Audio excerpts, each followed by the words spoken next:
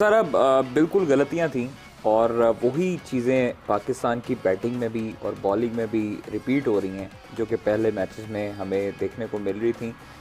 सबसे पहले फ़खर इमाम की बात की जाए, ये ऐसे हमारे ओपनर हैं कि ये परफॉर्मेंस देते हुए आए हैं। इमाम की कंसिस्टेंसी की बात करें तो इमाम हमेशा से परफॉर्मेंस देता हुआ है। अभी कुछ 2-3 मैचेस में उसकी परफॉर्मेंस लैग हुई है और हम फ़खर को जहाँ तक कंसर्न है उसकी परफॉर्मेंस को लेकर, तो फ़खर हमेशा से ही पूरी पाकिस्तान का और पूरी दुनिया का फेवरेट इसलिए रहा है कि वो इम्पैक्ट प्लेयर है। वो जिस मैच में उसका रिदम वापस आ जाए फिर वो अगले मैचेस में परफॉर्मेंस देता रहता है। ये एक थोड़ी सी प्रेशर गेम भी होती है, टेंशन भी होती है। प्लेयर को ऑब्वियसली प्लेयर रोबोट नहीं है, प्लेयर इंसान है। प्लेयर जब सोशल मीडिया पर या किसी चीज़ पर उसके ऊपर तनकीद होती है तो वो अपने जहन पर उसको कैरी ऑन करता है और अगले मैचेस में भी उसके जहन में ये चीज़ें होती हैं कि वो परफॉर्मेंस नहीं दे रहा। उसको खुद भी रियलाइज़ होता है कि वो परफॉर्मेंस नहीं दे रहा, जिसकी वजह से वो ना चाहते हुए भी गलत शॉट खेलता है और आउट हो जाता है।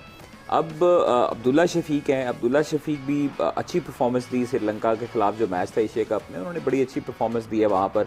लेकिन उसके बाद से हमने देखा है कि वार्म अप मैच में न्यूजीलैंड के खिलाफ भी परफॉर्मेंस नहीं दे रहे। उसके बाद अब आज जो ऑस्ट्रेलिया के खिलाफ है। लेकिन अच्छी चीज़ ये साबित हुई है कि जहां पर लोग तनकीद करते रहे हैं बाबर आजम पर, और आप यकीन करें कि अकेला बाबर आजम है और उसके बाद जो टीम का हाल होता है वो आपके सामने है। बिल्कुल। बैटिंग में अगर बाबर आजम नहीं चलता तो फिर कौन चलता है, ये सवाल है। तो आप ये देखें, बाबर आजम ने आज अपना बैटिंग ऑर्डर चेंज किया। आज वो मतलब वन डाउन आते रहे, उसके बाद अब वो नीचे आए और नीचे आके भी उन्होंने साबित किया कि वर्ल्ड क्लास प्लेयर जो नंबर 1 होता है ना, वो नंबर 1 ही रहता है और वो ऐसे नहीं नंबर 1 बन जाता। उसने आके जिस तरह स्ट्राइक रेट, अच्छा स्ट्राइक रेट पे भी लोग बात करते थे बाबर की। बिल्कुल। अब कई लोग ऐसे हैं जिनका ब्रेड एंड बटर, जो जिसको हम कहते हैं कि सौदा उनका बेचना ही बाबर है। तो अब वो यूट्यूबर हों या हमारे जो बाकी दीगर साथी हों, उनको सिर्फ ख्वाब में भी बाबर नजर आता है। उन पे तनकीद करने से शायद उनको कोई लोग जानते हैं। मैं समझता हूँ कि बाबर पर तनकीद, बेजा तनकीद जो है वो नहीं करनी चाहिए। आप ये देखेंगे बाबर ने जो आज जवाब दिया लोगों को, अपने नाकदीन को, हालांकि वार्म अप मैच था, लेकिन एक आप न्यूजीलैंड में भी उसकी परफॉर्मेंस देख लें। न्यूजीलैंड के खिलाफ मैच में उसने उधर भी परफॉर्म किया। इफ्तिखार उनके साथ बाबर के साथ खड़े रहे, 4 आउट हो गए आपके जल्दी, और फिर आप चेस करने जा रहे हैं 350 स्कोर। फिर उसके बाद आप कंडीशन में उस प्रेशर में जा रहे हैं जब आप चेस करने जा रहे हैं। तो आप ये देखिए 351 का जो है था, उसमें पाकिस्तान के हवाले से जो स्ट्रेटेजी बाबर ने बनाई है, वो नीचे आके उसने मिडिल ऑर्डर भी टेस्ट किया कि मैं मिडिल ऑर्डर में भी खेल सकता हूँ, और लोगों को बताया 166.66 के रन रेट, स्ट्राइक रेट से उन्होंने खेला है।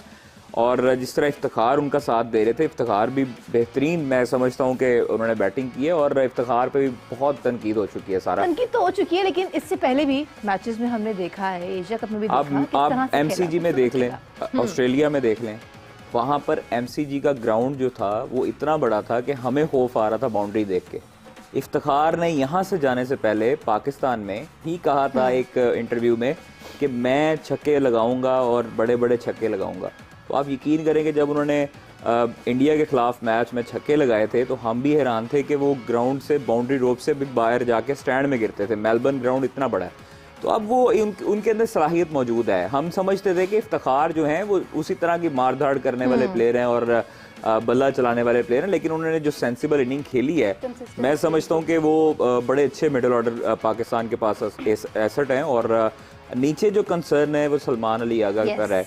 सलमान अली आगा बड़े अच्छे प्लेयर हैं, बाबर के साथ भी काफ़ी अर्सा उन्होंने खेला है, लेकिन मैं समझता हूँ कि सलमान अली आगा को भी आज देखें वार्म अप मैच में हम किसी के ऊपर तनकीद नहीं कर सकते। मैं आपको बताता हूँ कि फ़खर इमाम अब्दुल्ला, फ़खर इमाम पर हम इसलिए तनकीद कर सकते हैं, उनके परफॉर्मेंस को लेकर इसलिए बोल सकते हैं कि वो लोग रेगुलर ओपनर हैं। अब वार्म अप मैच में हम अपने बॉलर्स को भी टेस्ट कर रहे थे आज बैटिंग के हवाले से। हमने नवाज को भी ऊपर भेजा, नवाज ने वो साबित किया कि वो खेल सकता है। 50 किया उसने, लेकिन अनफॉर्चुनेटली आउट हुआ।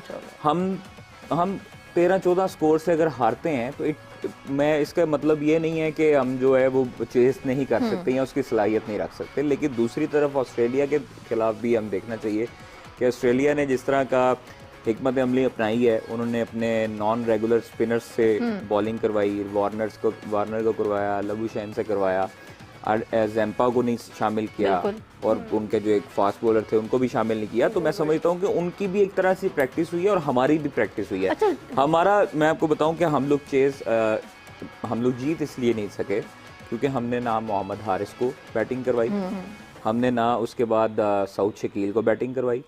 बाबर 90 पर अपनी इनिंग को छोड़कर वापस चले गए कि दूसरों को मौका दें। बाबर पर इस हवाले से भी काफी तनकीद होती रही है कि वो अपनी बारी लेता है और अपने लिए इंफरादी तौर पर खेलता है। अच्छा, I want to talk to you about power play. देखिए आज हमने देखा कि पावर प्ले में we were unable to take any wicket. 13 over में जाके Usama Mir has taken 1 wicket. तो ये what went wrong with the world best bowling attack today. आप देखें ना, ऑस्ट्रेलिया ने तो कर दिखाया, बट पाकिस्तान का बॉलिंग अटैक आज कहाँ स्टैंड कर रहा था, शाहीन आज कहाँ स्टैंड कर रहे थे। नवाज को हमने देखा, he was able to play, but then if we talk about Hassan Ali in particular, dot balls भी थी, लेकिन let's talk about the expensive overs also. देखिए शाहीन और हसन ये हमारे न्यू बॉल के बॉलर्स हैं।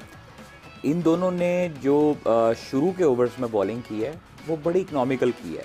आप विकेट को, हाँ हम विकेटलेस रहे हैं, विकेट जो शाहीन जिसकी वजह से पहचाना जाता है 2-3 ओवर्स में, शुरू के 2-3 ओवर्स में विकेट लेता है और बड़ी इंपॉर्टेंट विकेट्स लेता है। तो उस हवाले से शाहीन को ये अनफॉर्चुनेटली 2 से 3 मैचेस हो गए हैं कि वो उसको विकेट अर्ली ओवर्स में नहीं मिल रही, जिसकी वजह से शाहीन के ऊपर प्रेशर एक डेवलप होता है कि वो अर्ली ओवर्स में अगर विकेट नहीं लेता तो वो मिडिल ओवर में थोड़ा सा स्ट्रगल करते हैं। हसन अली ने चूँकि नए बॉल से बड़ी अच्छी बॉलिंग की है, स्विंग भी हो रहा था, जो कि बड़ी अच्छी और खुशाइन बात यह है कि हसन अली जो है वो न्यू बॉल से बॉलिंग करवा सकते हैं, क्योंकि मिडिल ओवर में आते हैं अक्सर बॉल स्क्रैच हुआ होता है और रफ हुआ होता है, जिसकी वजह से हसन अली मिडिल ओवर्स में आते हैं। हारिस रऊफ को अनफॉर्चुनेटली आज ज़रूरत से ज़ायद रन्स पड़ गए और आप ये देखें कि तकरीबन 10 की इकॉनमी थी उनकी और 97 रन उन्होंने कंसीड किए 9 ओवर्स में, सबसे ज्यादा। लेकिन उनको इतने ज्यादा ओवर्स लेने भी नहीं चाहिए थे।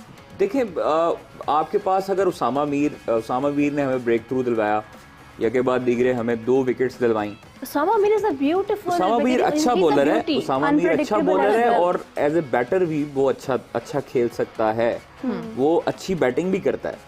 वो उसामा जो है उसको हमने देखा हुआ डोमेस्टिक में भी और PSL में भी, इवन वो बॉलिंग के साथ साथ बैटिंग भी उसकी बड़ी ज़बरदस्त है। तो आप ये देखिए कि थोड़ा सा हमें आज जो है वो ये अनफॉर्चुनेटली डिसीजंस थोड़े से बेहतरीन नहीं हो सके हमारे, और चूँकि उसामा मीर अच्छी बॉलिंग कर रहे थे, उनसे 5 ओवर्स करवाए गए, फिर उसके बाद 6 ओवर हसन अली से करवाए गए, शाहीन से 6 ओवर करवाए गए, 10-10 ओवर्स या 8-8 ओवर्स 9-9 ओवर्स नहीं करवाए गए 2 बॉलर से।